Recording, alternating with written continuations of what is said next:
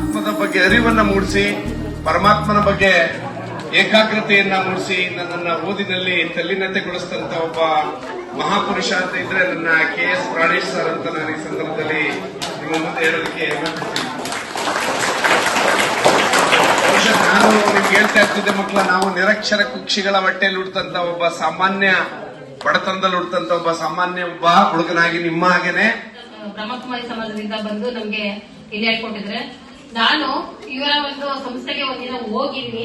ಅದೇ ನಮ್ಮ ಮಗಳು ಒಂದ್ ತಿಂಗಳು ಯೋಗ ಕ್ಲಾಸ್ಗೂ ಹೋಗ್ತಾ ಇದ್ರು. ಅಲ್ಲಿ ನಾವು ನೋಡಿದ್ವಿ ಅಂದ್ರೆ ಯಾವ ರೀತಿ ನಮ್ಮ ಮೈಂಡ್ ಇದಾಗುತ್ತೆ ಅಂದ್ರೆ, ಅಲ್ಲಿ ಹೇಳ್ಕೊಡೋ ರೀತಿಯಲ್ಲಿ ನಾವು ನಮ್ಗೆ ಎಷ್ಟೇ ವಯಸ್ಸಾಗಿದ್ರು ಕೂಡ ಅವ್ರ ಜೊತೆ ಸೇರ್ಕೊಂಡು ಮಾಡ್ತಾ ಇರ್ತೀವಲ್ಲ, ಅದು ಏನು ಅನ್ಸದೇ ಇಲ್ಲ ನಮ್ಗೆ. ಯಾವ ರೀತಿ ಸುಸ್ತು ಆಗಲ್ಲ, ಏನಿಲ್ಲ. ಅವ್ರು ಯಾವ್ಯಾವ ರೀತಿ ಹೇಳ್ತಾರೆ ಆ ರೀತಿ ನಾವು ನಡ್ಕೊಂಡು ಮಾಡ್ಕೊಂಡು ಹೋಗ್ತಾ ಇರ್ತೀವಿ. ಅದನ್ನ ನಾವು ಮಕ್ಕಳುಗಳಲ್ಲಿ ನಾವು ಪ್ರಾರ್ಥನಾ ಸಮಯದಲ್ಲಿ ಕೆಲವೊಂದ್ಸಲಿ ಮಾಡ್ತಾ ಇರ್ತೀವಿ ಮೆಡಿಟೇಷನ್ ಅಂತ. ವಿಡಿಯೋ ಹಾಕಿ ಇಲ್ಲ ಅಂತಂದ್ರೆ ನಾವೇ ಹೇಳ್ತಾ ಮಾಡ್ತಾ ಇರ್ತೀವಿ. ಅದನ್ನ ಡೈಲಿ ಮಾಡ್ಕೊಂಡ್ ಬಂದ್ರೆ ನಿಮ್ಗೆ ಮುಂದೆ ಒಂದು ಏಕಾಗ್ರತೆ ಮೂಡುತ್ತೆ.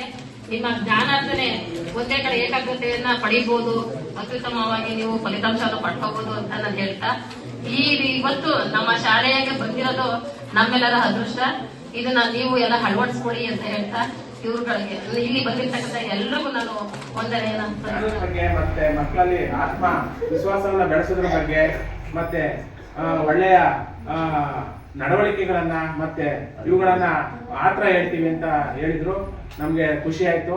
ಮಕ್ಕಳಲ್ಲಿ ಚಿಕ್ಕಂದಿನಿಂದಲೂ ಈ ತರ ಅಭ್ಯಾಸಗಳನ್ನ ಬೆಳೆಸಿದ್ರೆ ನಮ್ಮ ಭಾರತವನ್ನ ನಶಾಮುಕ್ತ ಮತ್ತೆ ದೋಷ ಮುಕ್ತ ಮತ್ತೆ ಅಪರಾಧ ಮುಕ್ತವಾದಂತ ಭಾರತವನ್ನ ಕಟ್ಟೋದಕ್ಕೆ ಇದು ಒಂದು ಸಹಕಾರಿ ಮೂಲ ಬೇರು ಅಂತಲೇ ಹೇಳ್ಬೋದು. ತುಂಬಾ ಚೆನ್ನಾಗೈತೆ. ಒಳ್ಳೆಯ ಕಾರ್ಯಕ್ರಮವನ್ನ ಹಮ್ಮಿಕೊಂಡಿದ್ದೀರಿ. ಈ ಒಂದು ಸಂಸ್ಥೆಗೆ ನಾನು ಅಭಾರಿಯಾಗಿ ಮತ್ತೆ ನಮ್ಮ ಶಾಲೆಯಿಂದ ಧನ್ಯವಾದಗಳನ್ನು ತಿಳಿಸ್ತೇನೆ.